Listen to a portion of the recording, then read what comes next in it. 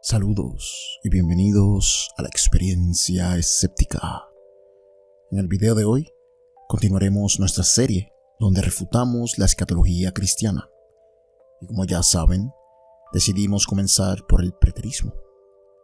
En la primera parte hicimos un mega video de 45 minutos tratando de empacar algunos de los puntos fundamentales que describen el preterismo y su interpretación de los textos bíblicos y su relación con la escatología o los tiempos del fin. Mencionamos el fundamento del preterismo y lo dividimos en varios pilares que sostienen dicho sistema interpretativo. Hablamos de la importancia de los hebraísmos, el lenguaje judicial, el lenguaje pactual en la teología del pacto, la importancia de los números y su valor simbólico, la gematria judía y su uso para interpretar números como el 666, el fundamento de la analogía fidei y sus tres pilares presupuestos, dígase la infalibilidad, la inerrancia y la univocalidad de la Biblia, de Génesis hasta Apocalipsis, y por supuesto, incluimos la soberanía de Dios en llevar todo a cabo y tener todo el control desde la eternidad hasta la eternidad. Les recomiendo grandemente que vean la primera parte primero antes de ver esta. De lo contrario, se perderán en el camino y no entenderán para nada esta segunda parte. Dicho eso, hoy hablaremos sobre la interpretación preterista de la visión en sueño de las 4 bestias de Daniel capítulo 7 y el por qué está errada a la luz de la historia y la razón por la que empezamos en el capítulo 7 y no en el capítulo 1 es porque no vamos a hacer un análisis de todo el libro de Daniel. Eso lo dejaremos para otra ocasión, sino que tocaremos los temas más importantes del libro de Daniel en conexión con la interpretación preterista. Dígase Daniel 2, 7, 9, entre otros. Y la razón por la que comenzamos con Daniel es porque si no entendemos Daniel, será imposible entender Apocalipsis y la tribulación de Jesús en Mateo 24, Lucas 21 y Marcos 13, ya que todos estos textos están basados en el Antiguo Testamento, especialmente en Daniel. Así que entremos de lleno en la visión de Daniel sobre las 4 bestias y su interpretación preterista contra la interpretación histórica. ¿Están listos? Comencemos.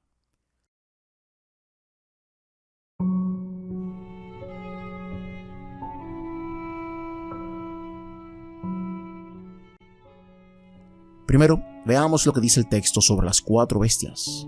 Daniel capítulo 7 versos 2 y 7.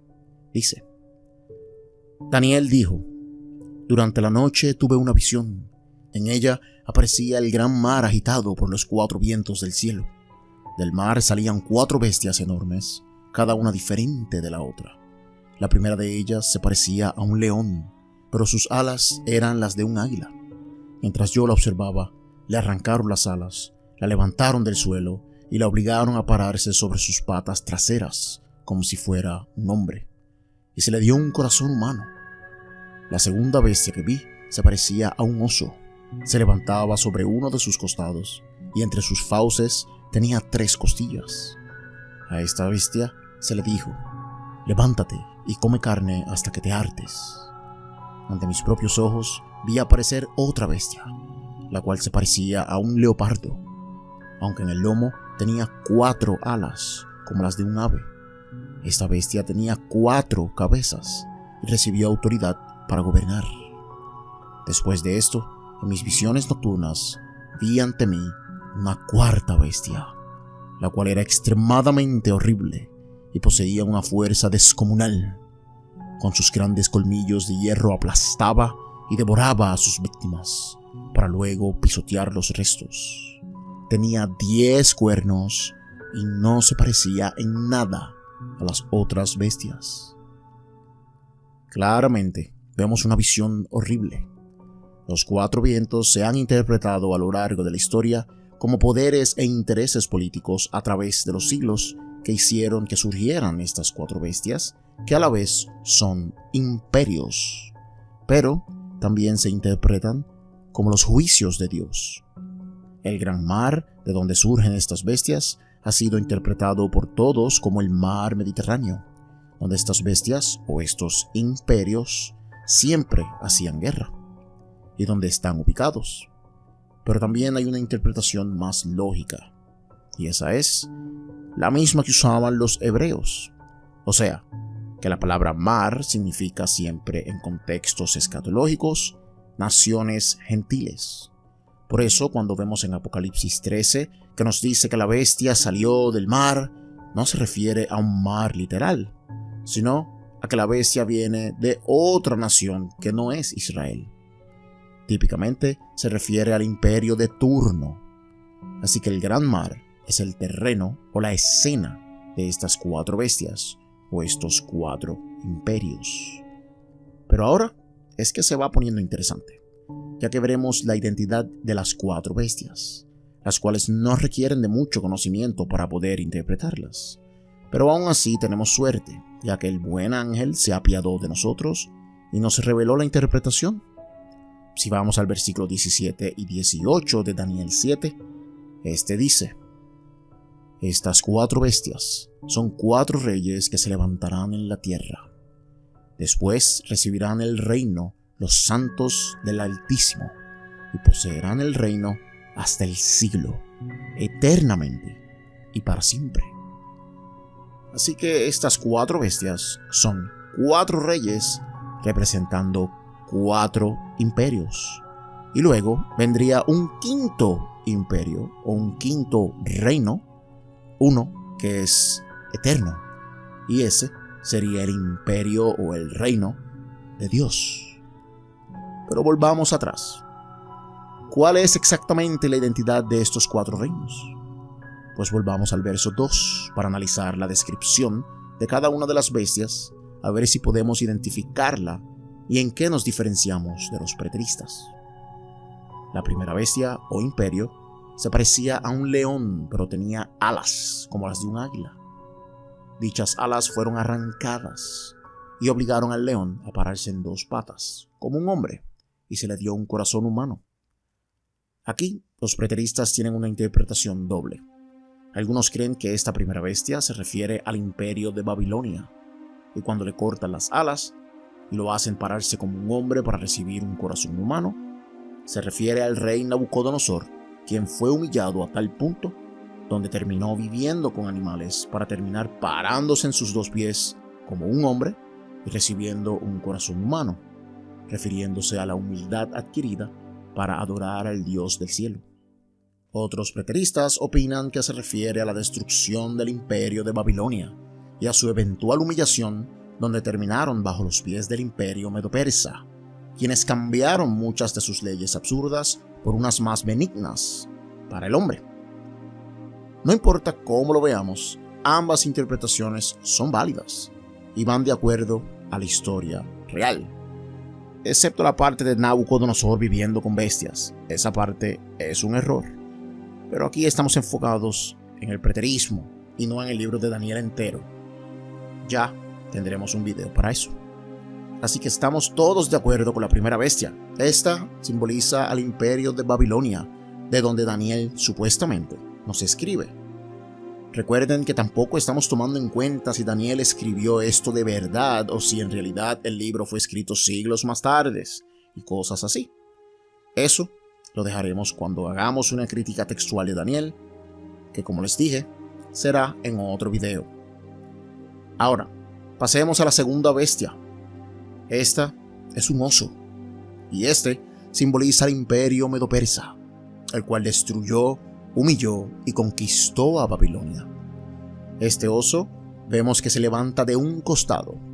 Esto simboliza la doble naturaleza del imperio medo-persa, aquella que se compone del imperio persa y el imperio de los Medo, pero uno de sus lados se fortaleció más que el otro, este siendo el lado persa, el cual se convirtió en la cara del doble imperio, el cual terminó adoptando el nombre del Imperio Aqueménida, liderado por el emperador Ciro el Grande. Ahora, ¿qué son estas 3 costillas que tiene en su boca? Pues la interpretación preterista es que esto se refiere al imperio medo-persa conquistando los otros 3 imperios de la región, dígase Egipto, Babilonia y Lidia. Por eso el texto dice en el verso 5 que a esta segunda bestia se le dijo: levántate y come carne hasta que te hartes, refiriéndose a la autoridad que recibió el imperio por Dios de conquistar toda tierra que tenga de frente. Así que en esta segunda bestia también estamos de acuerdo. Pueden variar un poco las interpretaciones, pero concordamos en que el segundo imperio era el imperio medo-persa. Ahora, pasemos a la tercera bestia. Esta era un leopardo con 4 alas y 4 cabezas. Aquí se complica la cosa un poco, pero trataré de ser lo más breve posible. Esta bestia lo era el imperio helenístico, mejor conocido como el imperio de Grecia, quien tenía por líder al emperador más poderoso del viejo mundo, conocido como Alejandro Magno o Alejandro el Grande. El leopardo y sus 4 alas simbolizan la velocidad con la que Alejandro conquistó a las naciones, y sus 4 cabezas simbolizan a los 4 generales que tomaron el control del imperio griego después de la muerte de Alejandro en el año 323 antes de la Era Común. Estos 4 eran conocidos como los diadocos, y aunque históricamente eran 6 generales y no 4, ya sabemos la importancia que tienen los números en el contexto de los hebraísmos, como hablamos en el episodio pasado. Y el 4 es uno de universalidad y algo totalmente completo. Por eso son 4 bestias, 4 alas, 4 vientos, 4 cabezas, etcétera, etcétera. Sabemos que no hubieron 4 imperios nada más, pero el número importa. Pero también puede simbolizar los 4 reinos prominentes que salieron del imperio de Grecia cuando Alejandro Magno cayó.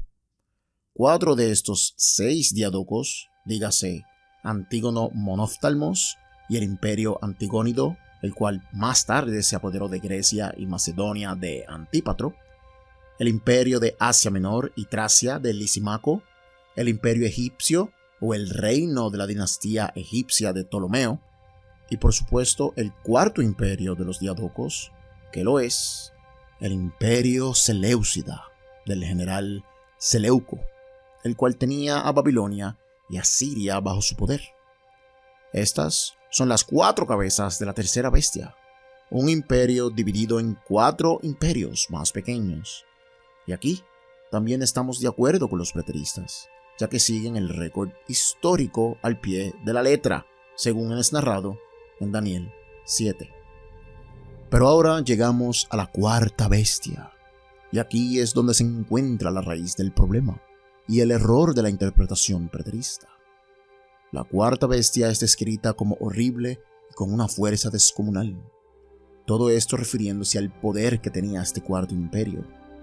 Ahora, recordemos que uno de los fundamentos del preterismo es la destrucción de Jerusalén en el año 70 del primer siglo, y el imperio de turno que llevó a cabo dicha destrucción lo fue el Imperio Romano.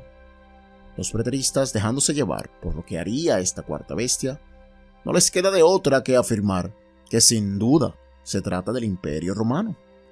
El verso 23 y 24 de Daniel 7 dice así: Esta fue la explicación que me dio. La 4ª bestia es un 4º reino que surgirá en este mundo. Será diferente a los otros reinos, devorará toda la tierra, la aplastará y la pisoteará. Los 10 cuernos son 10 reyes que saldrán de este reino. Sin duda, el Imperio Romano fue el más poderoso de todos los reinos hasta ese momento en la historia. Así que hace sentido creer que se trata de Roma. Pero la 4ª bestia tiene otra descripción, y esa la vemos en el verso 8, que dice: Mientras me fijaba en los cuernos, vi surgir entre ellos otro cuerno más pequeño. Por causa de este fueron arrancados 3 de los primeros. El cuerno pequeño parecía tener ojos humanos y una boca que hablaba insolencias. Así que no solo tiene 10 cuernos, que son 10 reyes dentro del imperio, sino que saldrá un cuerno pequeño que matará a 3 de estos reyes y hablará pestes de Dios. Pues bien, ¿cuál es la interpretación preterista de estos 10 cuernos? ¿Y el cuerno pequeño? Pues aquí están un poco divididos y requieren salirse del libro de Daniel. ¿Recuerdan en la primera parte cuando nombramos los 3 fundamentos esenciales del preterismo? Dígase la infalibilidad de la Biblia, la inerrancia de la Biblia y la univocalidad del mensaje bíblico. O sea, que de Génesis hasta Apocalipsis, todo es un mensaje claro de parte de Dios, sin errores ni contradicciones. Pues esto lo ponen en práctica a la hora de interpretar los 10 cuernos de Daniel 7, leyendo el libro de Apocalipsis. Y es aquí donde el preterismo falla la prueba histórica, ya que el libro de Apocalipsis fue compuesto más de 200 años después del libro de Daniel, y no tiene nada que ver el uno con el otro históricamente hablando. El libro de Daniel es un libro apocalíptico escrito por judíos y para los judíos, en referencia al fin del mundo y el comienzo del estado eterno para la época un poco antes de los macabeos, en el segundo siglo antes de Cristo. Pero dicho final nunca llegó. Así que los cristianos del primer siglo se aprovecharon de que el fin no había llegado y escribieron Apocalipsis dejándose llevar por el Antiguo Testamento, en especial por el libro de Daniel, para hacerle entender al lector que el final de Daniel tendría su cumplimiento en Apocalipsis. Y aquí es donde chocamos, ya que el preterismo necesita de estas presuposiciones que mencionamos en el primer video, la inerrancia bíblica y demás, para poder usarlas de marco de referencia y construir su propia interpretación del texto, el cual deja afuera totalmente los hechos históricos del mundo y la creencia escatológica que tenían los judíos en esa época. Verán, para los preteristas, los 10 cuernos de Daniel 7, quienes también eran reyes según el texto, eran 10 líderes providenciales de 10 provincias romanas, los cuales se unieron al ejército de Roma para atacar y destruir a Jerusalén en el 70. Y que el cuerno pequeño era Tito Flavio, el emperador de Roma, que lideró el ataque en Jerusalén, o Vespasiano Flavio, su padre. Pero esta interpretación tiene varios problemas. Número 1. De las 36 provincias que tenía Roma, 25 eran imperiales y 11 eran públicas. Y de las 25, solo 11 tenían procuradores o líderes.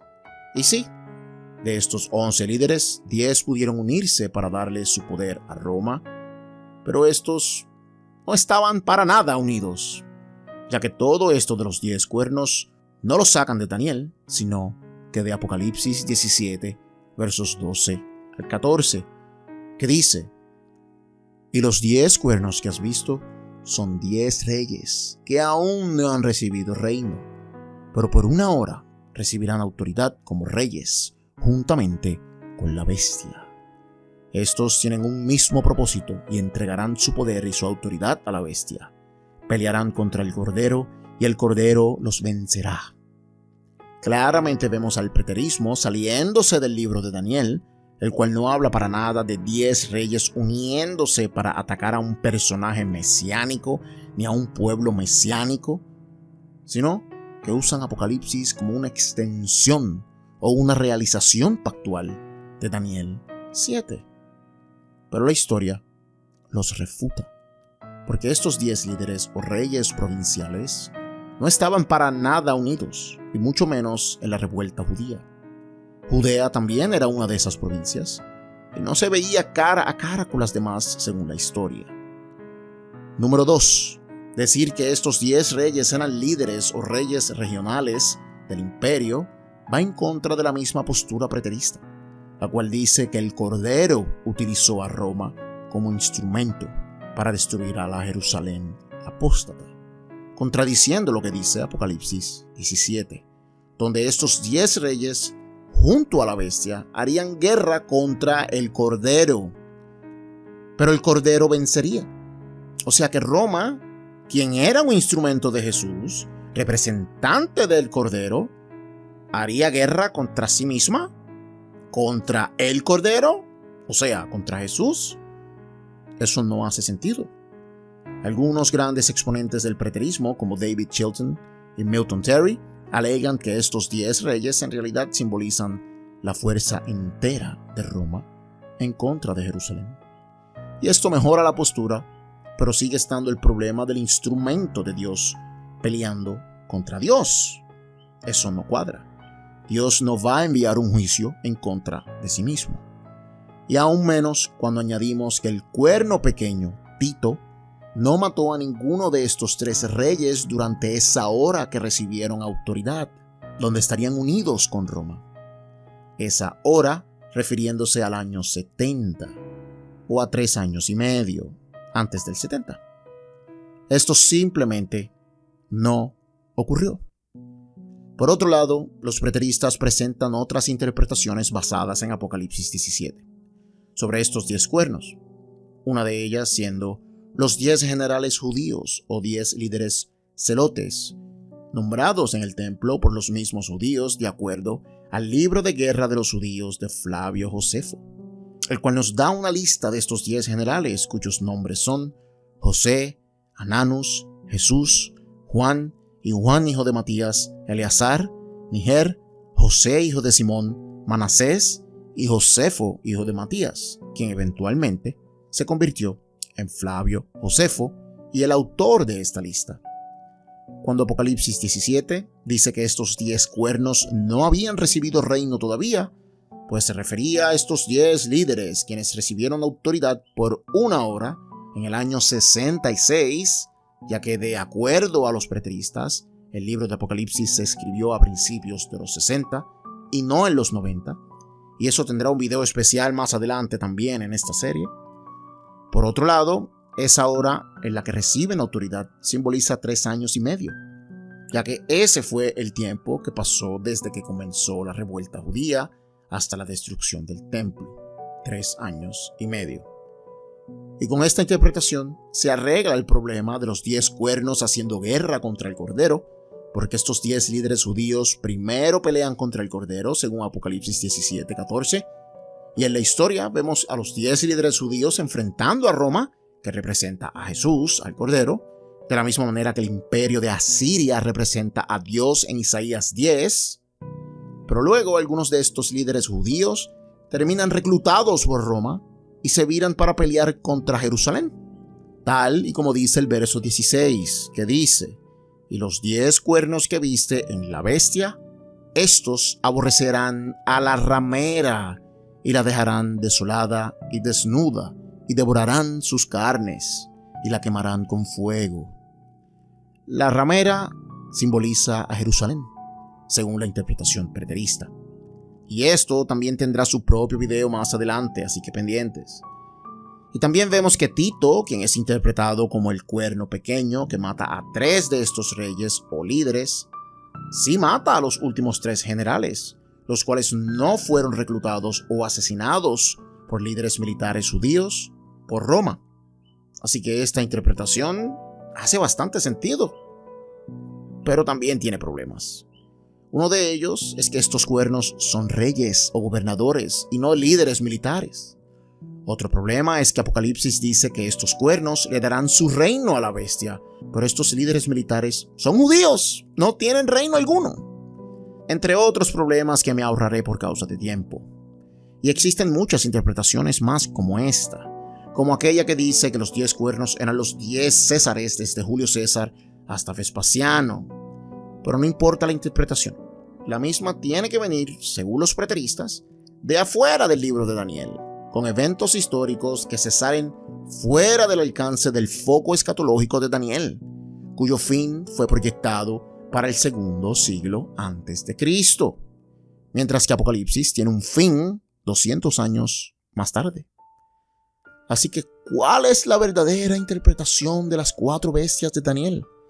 Ya vimos lo que tenían que decir los preteristas. ¿Qué es lo que en realidad nos dice la historia? Pues como bien dijimos hace unos minutos, el libro de Daniel tiene un enfoque apocalíptico cuyo fin está pautado para el 2º siglo antes de Cristo. No existe ninguna profecía en el libro de Daniel ni en el Antiguo Testamento entero que apunte al regreso de un tal Jesús, y mucho menos a la destrucción de Jerusalén en el año 70. Cualquier profecía que usted tenga que diga eso es simplemente interpretación privada. El problema que encontramos en la cuarta bestia es que históricamente, después del imperio de Alejandro Magno y antes del imperio romano, existieron un sinnúmero de reinos e imperios grandes y pequeños. Así que, ¿cuál es exactamente el que cumple con los hechos históricos? Pues veamos cuáles son las acciones de esta cuarta bestia en el verso 23 de Daniel 7. Nuevamente, que dice: la cuarta bestia es un cuarto reino que surgirá en este mundo. Será diferente a los otros reinos, devorará toda la tierra, la aplastará y la pisoteará. Así que después del imperio de Alejandro Magno, ¿cuál otro imperio pisoteó y aplastó a Israel? Y hago un hincapié para recordarles que los hebraísmos son clave en todo el Antiguo Testamento. Así como dijimos que el mar es símbolo de naciones gentiles, así también cuando habla de la tierra, no siempre se refiere al planeta entero, sino que se refiere a Israel, la nación. Así que este pasaje nos está diciendo que la cuarta bestia, o el cuarto imperio, aplastaría y pisotearía a Israel, específicamente a Jerusalén. Así que, reitero, ¿cuál imperio hizo eso después del griego y antes del romano? Pues el único imperio que lanzó campañas militares en Israel antes del imperio romano y después del griego lo fue nada más y nada menos que el imperio Seleucida, fundado por uno de los diádocos o uno de los 6 generales de Alejandro Magno, Seleucos Nicator, una de las 4 alas del leopardo de la tercera bestia. Fue este quien se quedó con la porción de Mesopotamia, partes de Asia Menor y el Oriente Próximo. Poco a poco, el imperio Seleucida fue creciendo y creciendo, hasta convertirse en el más poderoso de todos los demás imperios en el antiguo mundo.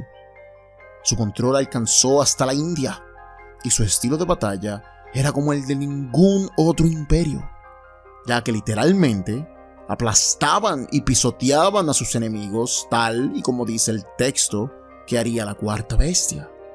Esta imagen de aplastar y pisotear que presenta Daniel, sin duda simboliza el poder y agresividad de este cuarto imperio, pero retiene la inspiración de las armas de guerra de los seleucidas, específicamente los grandes elefantes de guerra que usaba el imperio para literalmente aplastar y pisotear, para desmenuzar y destruir.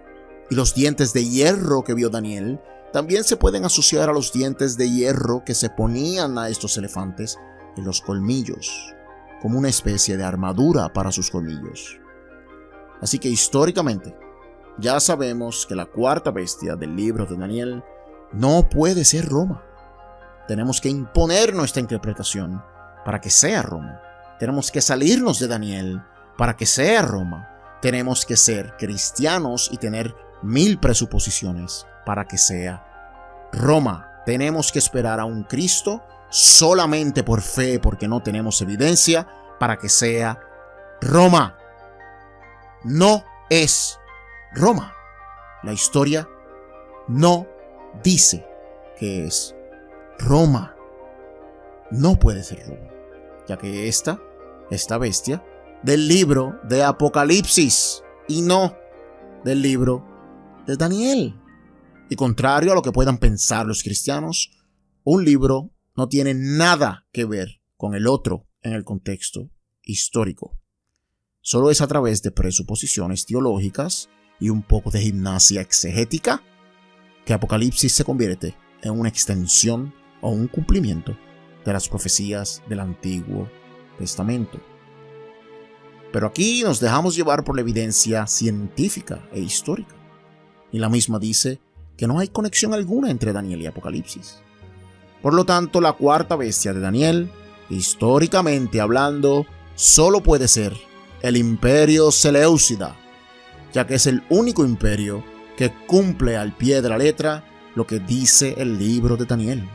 Es el único imperio que ataca a Jerusalén, el único que profana el templo, el único que intenta cambiar las leyes de Israel y cambiar la religión, etcétera, etcétera. Ningún otro imperio hizo tal cosa, incluyendo a los romanos, quienes tenían alto respeto por todas las religiones y culturas de los pueblos que conquistaban. Hasta ahí estamos bien. Pero, ¿y quiénes son los 10 cuernos? La profecía dice que la cuarta bestia tiene 10 cuernos y que luego aparece un cuerno pequeño a destruir 3 de estos 10. Así que, ¿quiénes son todos estos cuernos? Pues veamos lo que dice la historia. El texto dice que son 10 cuernos de la cuarta bestia. Y la interpretación del ángel dice que son 10 reyes de la bestia. Así que si la bestia es el imperio Seleucida, pues los 10 cuernos deben ser los 10 reyes del imperio Seleucida, con el cuerno pequeño siendo también un rey. ¿Y adivinen qué? También tenemos la lista de estos 10 reyes. Y aquí la tienen. Seleucos Nicator, del 312 al 280. El primer rey del imperio Seleucida y uno de los 6 generales de Alejandro Magno. El segundo rey lo es Antíoco Sóter, del 280 al 261. Este era hijo del primer rey Seleuco Nicator. El tercer rey lo fue Antíoco Theos, hijo de Antíoco Sóter, del 261 al 247. El cuarto rey lo fue Seleuco Calinitus, hijo de Antíoco Theos, del 247 al 226. El quinto rey lo fue Alexander o Seleucos Serranus, hijo de Seleucus Calinitus, y solo reinó por 3 años, de 226 a 223.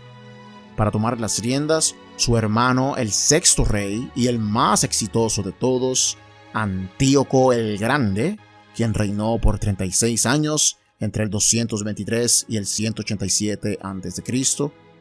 El séptimo rey lo fue Seleucos Filopater, hijo de Antíoco el Grande, quien reinó de 187 a 176 a.C. Y aquí es donde el reino comienza a caer, ya que el cuerno pequeño estaba a punto de hacer su entrada. El séptimo rey fue asesinado por un personaje conocido como Heliodoros, el usurpador, quien después de matar al séptimo rey, usurpa el trono, proclamándose el octavo rey del imperio, reinando por tan solo unos meses. Pero el verdadero heredero del séptimo rey lo era Demetrius Soter, pero este estaba en Roma sirviendo como un rehén, así que el segundo heredero debería tomar su lugar, y este lo era el pequeño Antíoco, quien todavía era solo un bebé. Pero aquí es donde hace su entrada el personaje más terrible en la narrativa bíblica, el enemigo número 1 del pueblo judío hasta que llegó Hitler 2000 años después, la verdadera bestia y el verdadero anticristo antes de Cristo. Les presento a Antíoco el IV Epífanes.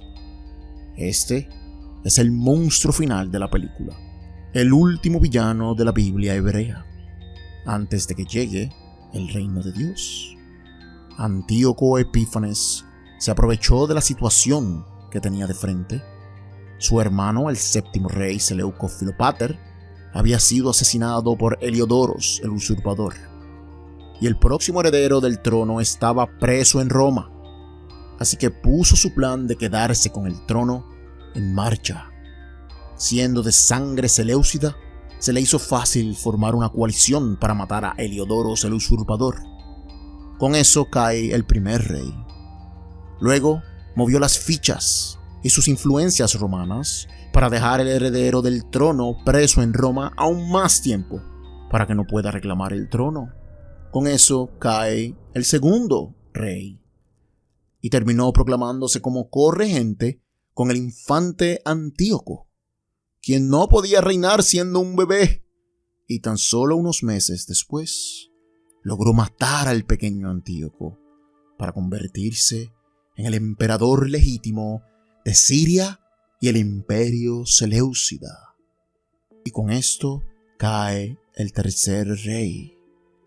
Y aquí, amigas y amigos, les presento al cuerno pequeño de la cuarta bestia de Daniel, un rey quien elimina a otros 3 reyes, Heliodoros el usurpador, Demetrio quien estaba en Roma, y el bebé Antíoco, a quien Epífanes mata para convertirse en el emperador del imperio.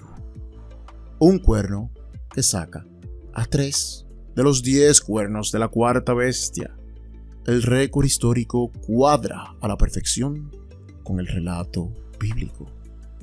Pero esto no acaba aquí. La profecía continúa y dice en el verso 25: y hablará contra el Altísimo, y a los santos del Altísimo quebrantará, y pensará en cambiar los tiempos y la ley, y serán entregados en su mano hasta tiempo y tiempos y medio tiempo. Bueno, pues ¿qué nos dice la historia? Antíoco IV Epífanes profanó el templo de Jerusalén y le declaró la guerra a los judíos. Los perseguía y los mataba a diestra y siniestra. Sacrificaba cerdos en el templo, lo cual era considerado como de las peores blasfemias. Y colocó una estatua de Zeus dentro del Santísimo. Y entró al templo a hablar pestes del Dios judío. Y hizo cesar el sacrificio y todo lo demás que dice Daniel 7 que haría esta cuarta bestia. Y del capítulo 9 en adelante, porque sí, todos estos capítulos tratan sobre Antíoco Epífanes IV y no de Roma o de un imperio futuro en el 2030, 2040, etc., sino que solo se trataba del imperio Seleucida. También es importante que recuerden que cuando leemos que el cuerno pequeño perseguiría a los santos por tiempo y la mitad de un tiempo, estamos hablando de 3 años y medio, igual que en Apocalipsis 13. ¿Y adivinen qué? Antíoco Epífanes, el cuerno pequeño, persiguió al pueblo judío por exactamente 3 años y medio. Tiempo, tiempos y la mitad de un tiempo. Desde el año 168 al 164, cuando Antíoco Epífanes IV por fin fue asesinado. La historia de Antíoco es vasta, y si desean aprender más sobre lo que ocurrió en su reinado y su guerra con los judíos, les recomiendo que lean el libro de los Macabeos, el cual entra en lujo de detalles sobre lo que ocurrió allí.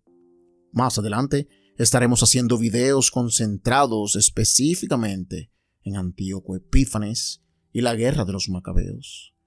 Pero por ahora podemos concluir con que la cuarta bestia del libro de Daniel no es el imperio romano, como dice el preterismo, sino que es el imperio Seleucida, como nos dice la historia y la misma Biblia.